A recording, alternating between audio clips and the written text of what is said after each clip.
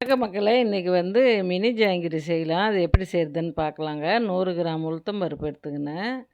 அது ஒரு 3 மணி நேரம் ஊற வச்சுக்கோங்க. அது ஊறட்டும். ஊறின பிறகு நல்லா கழுவி எடுத்து மிக்ஸி ஜாரில் போட்டுக்கோங்க.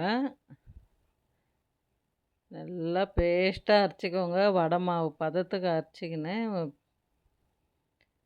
ஒரு கிண்ணத்தில் போட்டுக்கோங்க. கார்ன்ஃப்ளவர் மாவு 1 ஸ்பூன் போட்டுக்கோங்க. ஃபுட் கலர் தேவைப்பட்டால் போட்டுக்கோங்க. ஆப்ஷனல் தான். நான் கொஞ்சோண்டு போட்டுக்கணுங்க கலருக்கு. 2 கப்பு சர்க்கரை, 1 1/2 கப்பு தண்ணி ஊற்றி இளம்பாவை எடுத்துக்கோங்க. இந்த கம்பி பதம் வந்ததை இறக்கிக்கலாம். அதில் கொஞ்சோண்டு ஃபுட் கலர் போடுங்க. ஒரு துளி போடுங்க. கலருக்கு தாங்க இது. இறக்கி அது சர்க்கரை பாகு ஒரு ஓரமாக வச்சுருங்க. நான் பால் கவரில் தான் இன்றைக்கி ஜாங்கிரி சுற்றினேன். சின்ன ஓட்டையாக கட் பண்ணிக்கோங்க.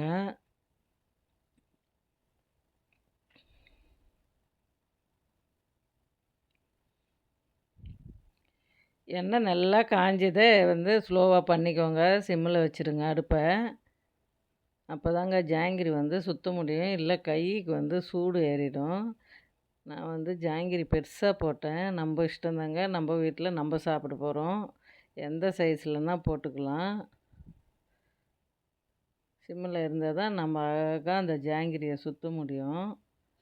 என் பையன் பர்த்டேக்கு தாங்க இந்த மினி ஜாங்கிரி செஞ்சேன். அந்த சர்க்கரை பாவில் போட்டு ஒரு 5 நிமிஷம் கூட இருக்கக்கூடாதுங்க. எடுத்து தனியாக எடுத்து ஒரு பாத்திரத்தில் வச்சிடணும்.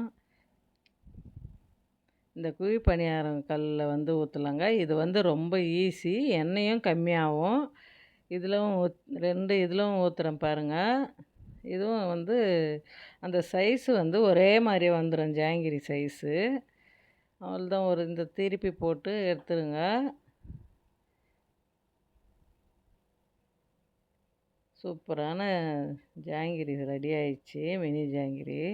இந்த வீடியோ பிடிச்சிருந்தால் லைக் பண்ணுங்கள், ஷேர் பண்ணுங்கள், கமெண்ட் பண்ணுங்கள், சப்ஸ்கிரைப் பண்ணுங்கள்.